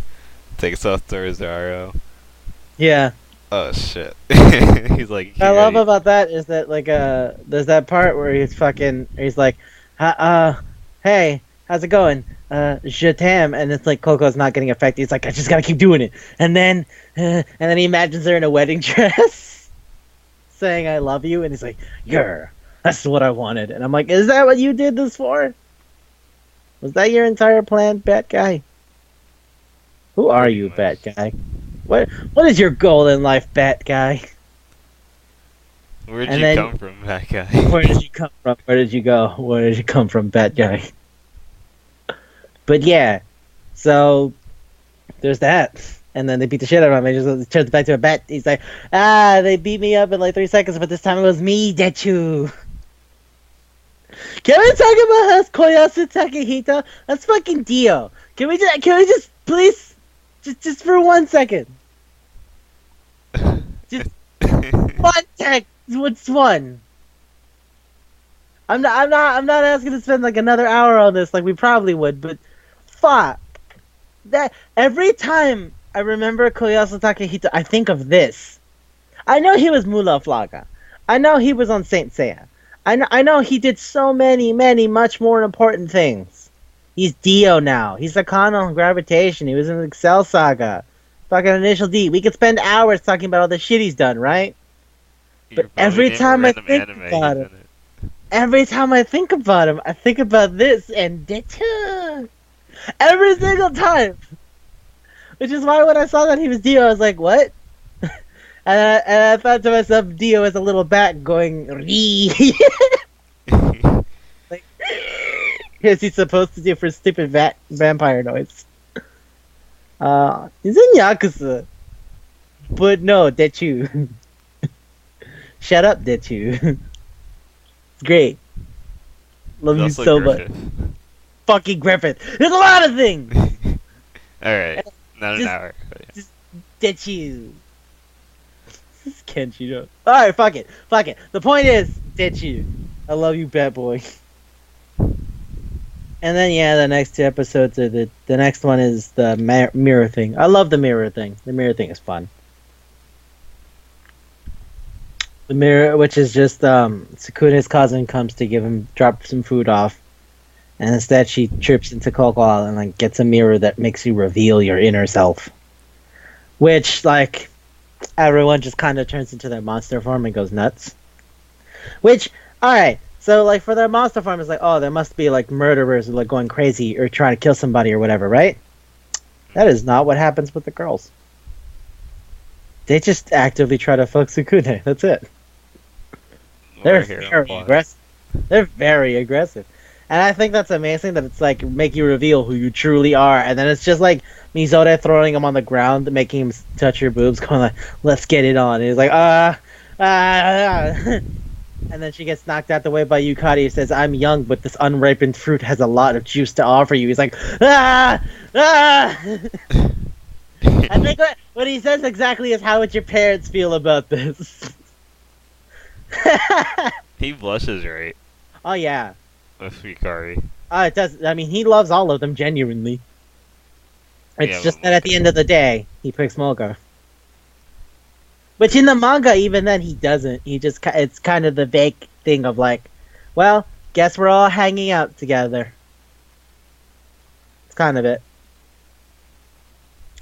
But yeah, man, I love that. I love that so much. Also, like fucking Mizore just straight up takes her shirt off, and I like that he just looks away and goes like, "Cherries, cherries, it's just cherries. It's just not even. What do you think you saw? You saw cherries, but you saw." I I love that. I love the harem protagonist thing of like I'm gonna do as much as I possibly can to not take advantage of this person's feelings. Good God, this is no stuff. I have to run away. But yeah. And oh wait, actually, yeah. In this episode too, there's that part where like he tells them like how he's like, where Kurumu is like, "Why don't you just love me instead? Why does it always have to be Mocha? Why don't you let me replace her?" And he goes like, "You can't replace Mocha." She's like, "Why? I love you more." Blah blah blah blah, and like a whole emotional thing. And he goes like, "No, you don't get it. No one can replace her in the way that no one can replace you." And she's like, "What?" He's like, "Yeah, and no one can replace Mizore, and no one can replace Yukari, and no one can replace Ruby. You're all special to me. I love all of you, just differently, in your own way." And I'm like, man, that's great. And then they break their stupid, like, true self spell thing because of that. Yeah. Amazing. Also, can we talk about how Cosmic Love is playing in the background during this entire sequence? Hmm.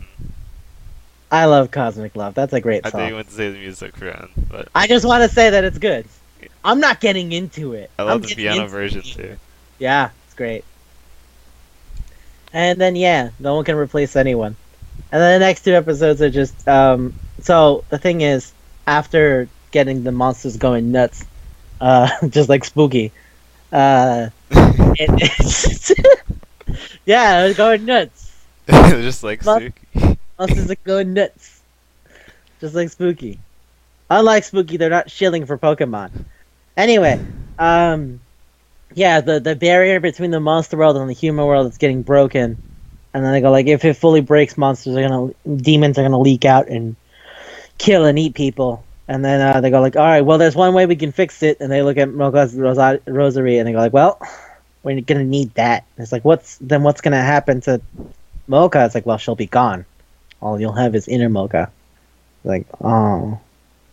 And they do it to save the world, but that's its own thing. Yeah. And then Yeah. father. Well, okay. Oh wait, that's So, after. that's the next episode where at first it's just fucking Sukuna being sad and trying to figure out how he feels about all this. Which again is very, very sad. And he's like, I don't know what to do about Mocha and all this other stuff and blah blah blah blah blah. But yeah. And so I am amazed that Inamoka shows her feelings. I forgot that happens for her in the show. Because I don't remember that in the show, honestly. I remember that from the manga. I don't remember that from the show. But, yeah. So she goes, do you hate me? And he goes, I mean, no, I don't know. Because the outer Mocha is just a fake personality that was built for the rosary, is what they say. Okay? It's what they say for the show. And that's fine. That works. It's whatever. But, yeah. So they go, well, I mean, there is a way. Well, Ruby says, I think there is a way to get the other one back, but I don't know if it's going to be easy. It's like, what? And it's go to Mocha's dad.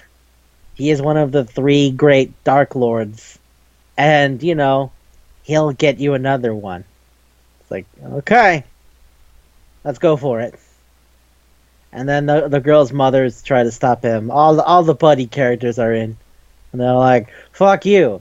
If you go get Mocha back, then my daughter won't have a chance. And he's like, and then their daughter shows up and goes like, no, get the fuck out of my way, mom. Also, Kirumu's mom just straight up says, how about we fuck instead? And he's like, But, yeah, like I said, Kurumu fights her and then gets her the fuck off. And he runs to go fight Mocha's dad. So, couple of things I wanted to bring up. Mocha's dad looks really different. From Mocha. Mocha's dad in the manga. Oh, in the manga. Okay. He looks really different. Because in the manga, he looks like an older guy. He looks like a Yakuza character. He has like dark hair and a little bit of stubble, and like a sharp face, and he's always just looks tired, and he's drinking and stuff. He's just a chill dude. Also, in the manga, it's not her dad who created the rosary; it's her mom. So the fact that here it's her dad, and we're just gonna pretend that her mom's not here is like, okay, fine. Also in the manga, her mother is the Great Dark One, not her dad. Her dad's just a guy. Also in the manga, this is a big one. Was one of the things I wanted to bring up. In the manga, the outside personality of Mocha is right. It's not her. The inner one is her. But the difference here is that in the anime, they go like, it's an illusory persona. There's like nothing in common. In the manga, it's the spirit of her mother, Akasha Blood Driver. So in the manga, Sukuna is in love with Mocha and her mother. And then in the show, it's like, I mean, I don't know. I don't know where you're at. Illusion. Uh-huh. But it's, I don't know. I just think that's amazing. In the manga, it's her mom. And then in the anime, they're like, I don't. Stronger than the inner Mocha. Uh-huh. Well, she's the Great Dark One. True Shinso Akasha Blood Driver. Made a god by drinking the blood of Alucard, the first monster. It's a whole thing. It's a fight thing. So it goes nuts. But yeah. And that's pretty much the show. I mean, there's that last part where they're dancing to Discotheque, the opening theme. And that's fun. So, are you ready for me to get into the music? I have to go to work soon, but I don't give enough of a shit. Okay. Alright. So, here's the thing. A bunch of people worked on this show, right? That's the nature of stuff like this. Two of the people who wrote most of the music for the show itself are Kohei Tanaka and Shiro Hamaguchi. I know that's not a name you would know, but they're important. Because Kohei Tanaka wrote the music for G Gundam, 8th MS Team, Yaiba, One Piece, Sakura Wars, Dragon Ball, and Gravity Rush. Jeez. That's a lot. Yeah, hold on. He did more. I just listed the ones that I think you would know. Shiro Hamaguchi wrote the music for Ah My Goddess, Jewel Pet, Shirobako, and Final Fantasy 7 through 11. 7 through 11. 7 through 11. That includes the dream. Yeah, 10 is the dream. And here's the thing I really, really wanted to get into, which is why I was like, I found out some stuff. So the guy who wrote a lot of the lyrics for for the opening and who wrote the lyrics for a bunch of different songs that the show uses. For example, Mocha's song, Akai Jonetsu, Discotheque, Cosmic Love, and Mizore's first character single. No, not Snowstorm. Snowstorm was written by a completely different person. Hitoshi Fujima. He was part of Elements Garden, which is this whole music collective. I'll get to it. The point is, the guy who wrote the lyrics for Cosmic Love, Discotheque, Akai Jonetsu, and Yukitoke no Koi Gokoro, which is Mizore's first insert song in the first season. The lyricist, right? The guy who wrote the lyrics for the song, not the composer. Two different people. He was arrested on suspicion of having methamphetamine.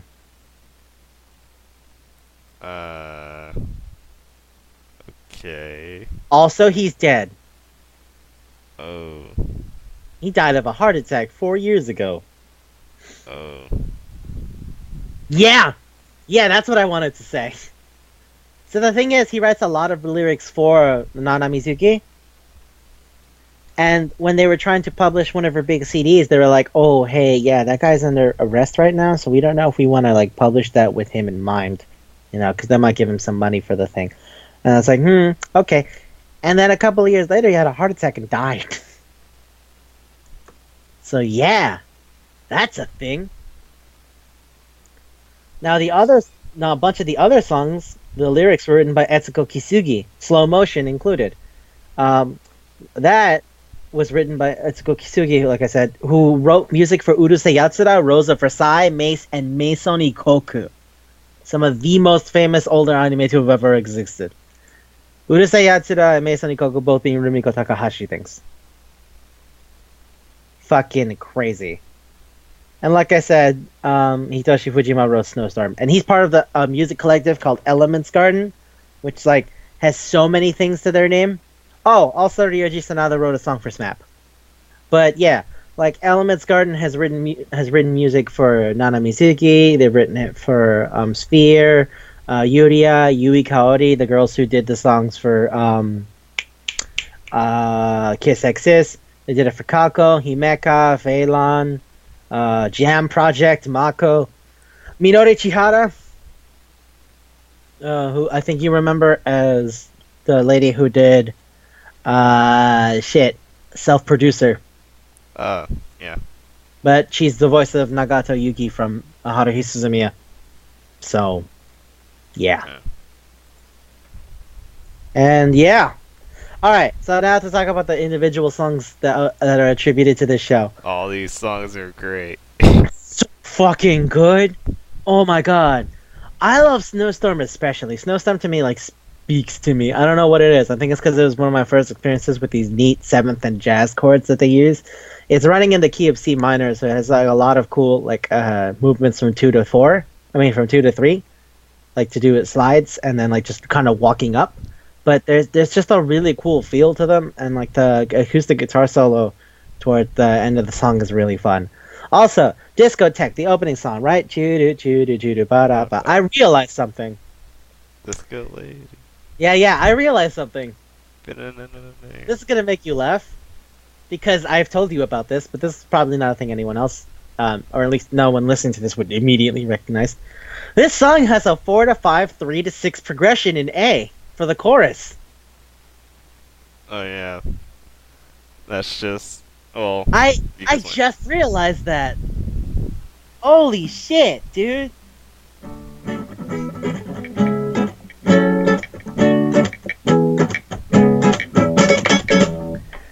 For those of you who don't know, that progression is so fucking common in Japanese music. It's ridiculous. I can list like 10 Visual Kei songs right now that use that progression in some form. It's absurd. Is that the part where they go like Yeah, yeah. the chorus. That's what I thought. Darling, odorimashou. Yeah. Ba, ba, ba, ba, ba, ba, ba, ba, ba. I was listening to the bass line and I was like, oh shit, is that? And I just grabbed my guitar and I had to try it and I was like, I think it's an A. And it is. It's a 4 to 5 to 3 to 6 progression relative to A. So let's see, what notes are that? If it's 4 in the key of A, then that means it's D. So D major to E major to C sharp minor to F sharp minor, in that order. But yeah, can you believe that? I actually can. Yeah, you can, because it's Japanese music, and we've spent too much time talking about shit like Lunacy and X Japan and Anubis and oh god, Vivid is always the first one I think of. I always think of Hamon by Vivid, where literally the entire song is like going 4 to 5 to 3 to 6. You know who else uses that? Nightmare. We talked about we talked about Death Note. That chorus for Illumina that uses the 4 to 5 to 3 to 6. In a suspended 3 kind of way, but the point is still 4 to 5 3 to 6. That's fucking great. I love it. So I was so excited when I was listening to it, and I was like, no, wait, what? I haven't listened to this song in a while because most of the music I listen to for the show are like the character singles. Which, by the way, these guys wrote amazing character singles. Oh my god, it's so good. There's one for every character. Everyone. I'm really big on Yukari, Kurumu, and fucking Mizore, but other ones are nice too. I just think like they have the strongest ones. Like Yukari has 2 individual songs, right? Because it's a single. It's not gonna be a lot of music. I don't know what you were hoping for or what you were expecting. And everyone gets 2. And like I said, the songs are actually written from the point of view of the characters, so they have a whole thing going on. I'm surprised that here in the second season they actually used them in the show so much. Like every other episode had a character single song in it. The first season did that a couple of times too, but not as much as the other ones. So yeah, Like during Yukari's walk thing, she's singing Majoko Onanoko, and during the class thing, Mizore sings Snowstorm, and fucking Kurumu does. I think it was actually fucking called Yafuna no Ni, which amazes me. But yeah, so Sabishi Netagyo, which is fucking Yukari's other song, is like so 80s. It's kind of amazing. The synth line is super cool. The bass line is like playing really neat. Oh, it's fucking great. And I think Snowstorm is amazing. Slow Motion had the lyrics written by Etsuko Kisugi, and you can kind of feel it. It's a much older style of song. Hyakuman Jetem is on the 7th single, so you know the whole song of Jetem Jetem Jetem Jetem. Male idol. Yeah, Male yeah. bat idol. Male bat That idol hypnotizes girls. that hypnotizes girls by saying "I love you" in French. That's a sentence I made. No, that wasn't a lie. None of that was a lie. That was all very serious. So yeah. Yeah. Shoot damn. Shoot damn. Oh, so fucking good. When I watched the episode again, I was trying to remember like how I first felt when I watched it. And I was like, oh, I wonder what his secret power is. He says Jatem a lot. That's probably super obvious now. Like as the Oh, episode really? goes along, it just makes it super obvious that Jatem He is like shits the like keyword. circles out of his eyes. Yeah, I would have thought it was obvious. Oh, that's funny. But they make it like more harder obvious. Like shit.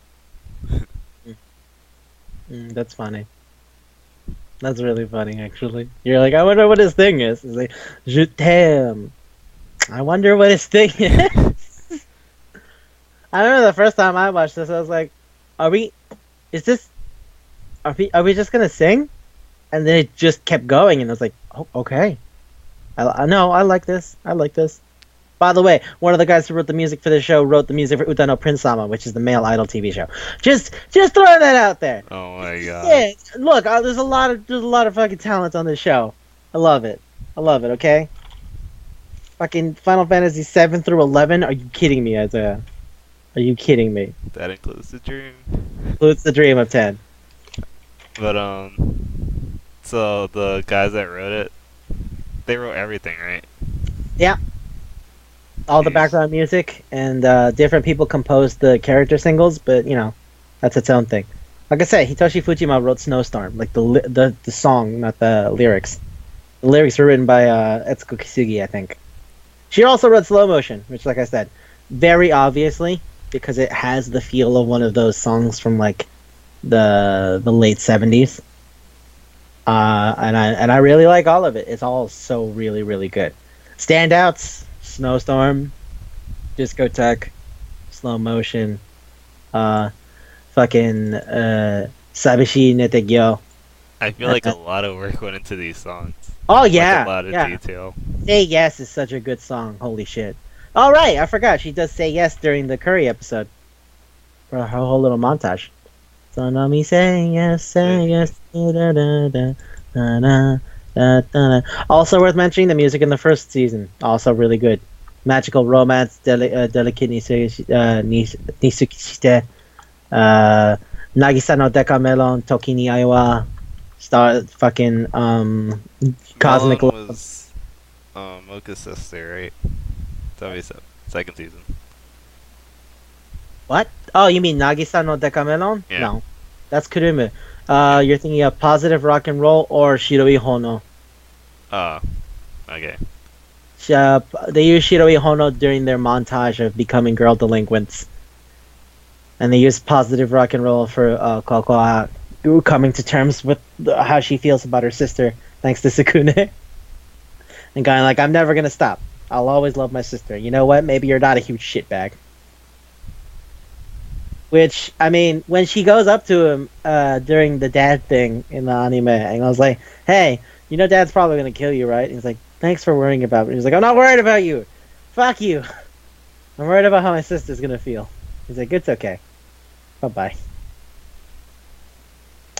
Fantastic. Wow. But I can't ever stop doing it. Whenever I say that word now, I just say it like... I've been doing that for like years. So don't call it a comeback. It's been here for years. Yeah, so Discotheque amazing. Trinity Cross is super really good. So Trinity Cross actually, Nana Mizuki wrote the lyrics for that one, and I think that's kind of interesting. Generally, most of the time, idols don't write their own lyrics because, like, you have people for that. The company is putting in so much money to get the best of the best. What the fuck do you have to do it for? But yeah, She wants to put in the work. literally what happened. She wants to put in the work.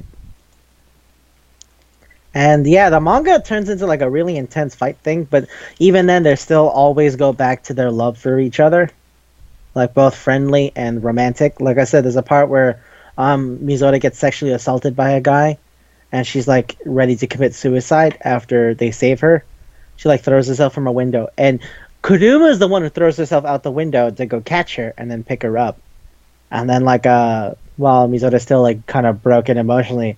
What's funny is Kurumu like makes out with her, and she goes like, "What the fuck are you doing?" She's like, "I want to show you that kissing doesn't have to mean anything," because the guy like jammed his tongue in her throat. And then she's like, Uh, "Oh, I get it." that's a And weird it's way like, of showing that. yeah, it's a weird way, but then again, they've been friends for how long, and how much shit have they done for each other? I'm not that surprised. They're literally competing for the same guy. I'm not too surprised. It's a weird way to do it, yeah, but fine. This is weird to begin with. I can't pretend this ever made sense. It's a gross show.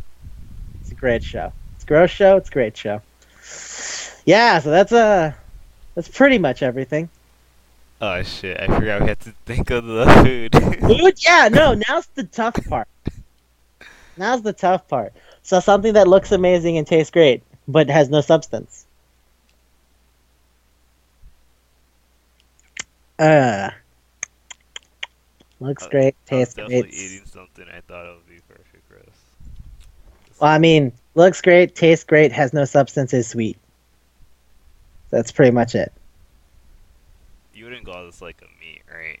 No, get the fuck I out. feel like there's a lot here. Shut the fuck up, Isaiah. The manga, yes. The show, no. The show is just an excuse to stare at girls' underwear for hours. With the music. Yeah, but that's not like narrative meat. No. It's fun. It's great.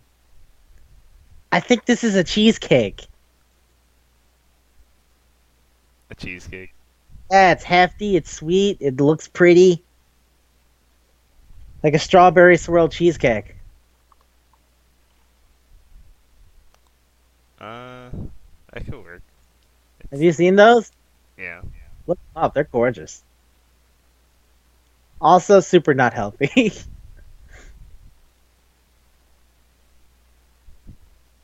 Dude, You got anything else? I mean, please. would you say it's thick? I mean, there's some weight to it, yeah. Not a lot. That's why a cheesecake is mostly like just cheese. There's nothing else going on. Do you know Shirley Temple? The drink? Mhm. I'm familiar with it. I haven't ever had it. Because that also looks nice and it's very sweet. But Is it? Okay. How about a Roy Rogers then, since we're going about drinks? what's a Roy Rogers? It's soda with grenadine, which is basically liquid cherry sugar. It sounds like a Shirley Temple. Right. Well, I think Shirley Temple also uses grenadine. Yeah. Except Roy Rogers uses Coca-Cola. I don't know what Shirley Temple uses. Sprite or ginger ale. Okay. Alright, so it's either one of those, right? Yeah. If it's pretty much the same thing, then we could go with either one. Which one do you want to go with? The Shirley Temple or the Roy Rogers? Wait, I wanna think about this more. Okay. Would you say like all of the logic goes out the window with this, Oh yeah, right? it doesn't Like, matter. None of that really let's matters. just dress up as delinquent girls Yeah. and use a toy yo-yo to kill our enemies. I can't do it the Sukeban Deka. And unnecessary stuff happens, right? Yeah. Like That's just what I mean. a lot of unnecessary Flashy. stuff. It's flashy. It doesn't have much of substance, but it's flashy. So would you say that's the part that looks nice? Yeah. I was thinking more like the background music also like looks nice and animation quality is really good too. Okay. How can background music look nice, Isaiah? I mean, I it want you, sounds nice. yeah. I want you to go over that sentence for me. It The sounds music nice. sounds great. The music. That's what I mean. Like, there's a lot of presentation, but I don't know if there's anything else besides that. I feel like there has to be something for like the panty shot you see like all the time. What would that be? Ah. To me, that's still presentation because it's like, here, look at this. Come on, I know why you're here. Give me the money. Like, it's how it comes off to me. But I wouldn't say that's necessarily nice. I I'd would be say like, it's nice. hmm. I would 100% say it's nice. That's probably why a lot of people came here. But that's like nice, like a gross way. Yeah, but it doesn't stop it from being nice, does it? It's like going That's like, I true. love porn. It's like, yeah, it's nice. It isn't. I don't see what the statement is there. I guess. Fucking, I don't know. Okay. Like, it has to be something sweet, and I see something that looks nice. That's all I'm thinking about. So it's like strawberry swirl cheesecake looks really pretty, and the Shirley Temple, yeah, it's sweet. It looks nice. It's got Oh, the I was like. saying it should be something with alcohol in it. Oh, you want to put alcohol in it? Because Okay. all the logic goes out. Yeah, it goes ape shit. I And I get you. also think that works with like the like adult. Yeah, the adult aesthetic elements of it. Hmm. Okay. Okay. How about tequila Or, sunrise? this is a bourbon cheesecake. How about no? How about tequila sunrise? Uh, That's tequila, yeah, I love orange, sunrise. juice, Yeah, and grenadine. yeah, yeah. Right? It's good. That It's looks nice. pretty. It's bright. It's nice. They always garnish it with cherries and shit, and it's alcoholic, so you'll get fucked up. Yeah. Okay. Uh, that work? So tequila Tequila sunrise. sunrise. Did it. All right. That took a lot shorter than I thought it would be. Yeah. Well, once you said alcoholic, I was just thinking of sweet drinks I don't like. Yeah. Because you know me, I like just alcohol. I was never much for the sweet drinks. Yeah. Because But yeah. yeah, I just don't like them. I don't know. They make me like nauseous. I can't really handle sweets and alcohol so much. But yeah, so tequila sunrise, perfect, perfect. I mm, I love you so much, Rosario the Vampire. I'm just gonna rewatch that seventh episode probably because that was fun, or the third one because that was great. I'm gonna have I to make feel sure. like you're gonna watch the third one again. I will. I do that periodically. That's not a question. I mean today. That's I'm not talking about the long term. I mean next month I will have watched that third episode again because I just watch it periodically. I love the music. I love everything that's going on. I love the stupid little things like skune. Like who does that? I don't like go around the wall and then go like, hey, Henry. That's so weird. I love it. I love her so much. She's the best. She's so weird. There's that part in the first season where it's like, hey, I think we're gonna fail our tests, and then like everybody picks up their tests, and then they go like, here you go. Like Kurumu gets like a fucking 19, Yukari gets like 100, and then Mizore pulls up a 56 and goes like, with like a victory peace sign. But then also, it's like that's not her test. She didn't write her name on it. That's someone else's test. She stole someone's test and put her name on it. What a hero. I love you. That reminds me of the V sign from Sane. Yeah, Sana. Exactly. It's the same kind of thing. It's like I love her. I love her so much. She's great. She has a smug look. Like, yeah, I won't. Yeah. What's up? What's good? Oh, can we talk about the lollipop she always sucks on because she has to? Yeah, she has to, or she'll die. She's a Yukiona, so she gotta deal with Keep excess cool. body heat. Oh, I love that fucking other episodes. Like Mizota's no longer wearing her sweater; she's wearing only her little tank top thing. And then like her and Yukari are both trying to kiss an unconscious Tsukune. Like that man's functionally dead. It's like it's fine. This works for me. I'm like I don't feel like it should. I don't feel like it should. I love the lollipop thing. I like how sometimes she tries to make him eat a lollipop. It's great. Uh, it's fantastic. I love her so much. There's that time when like Sukune is crying for her, and she was like, "Stupid, don't cry. Come on." It's like, "I'm sorry. I'm so sorry for you. I feel so sad." They have a lot of emotional moments in the manga. It's really good. It's a really good manga. I'm weirded out by how like it turns into a fight thing, but somehow I didn't care because the romance and the emotion was so much more present and interesting that even when they fought for like 5 chapters, I was like, yeah, yeah, sure, whatever. When am I gonna get to the part where like Kurumu is pouring her heart out to Sukune and how it hurts her that even now he's still going after Mocha even though they haven't seen her for months. Like, when can I get to that? Cool, here it is, and I just stop. It's so good. It's such a good manga. I love it so much. Even when it turned into a fight thing, didn't matter. Didn't matter. And I love the shit out of the show. Well, I'm just gonna keep saying that for the next hour. So, here we go. Thank you very much for listening to Manga Palette. Oh, can I say something? Just one last thing. Sure. I was looking at the wiki to make sure I remembered stuff from the manga properly, and like there's this post about Mizore that says this. This is all it says. Mizore is a bitch, but not as bitch as Kurumu. And then in the text of the post it says right question mark, and I'm like, what? What is that? What does that mean? Right? Yeah, that's it. It just says Mizore is a bitch, but not as bitch as Kurumu, right? And I'm like, what? What do you mean, dude? It sounds And like no one he's Google answered it. No one Translate. said anything. So it's just that. No one gave it a thumbs up. None of that. It's just been there. Maybe he meant like I she's think a he means hot. slutty. Yeah. Yeah, I think he means slutty, like when they talk about gals. But my point is still, it says Mizore is a bitch, but not as bitch as Kurumu. Right? Right. And then that's it. Alright, thank you for listening to Manga Palette.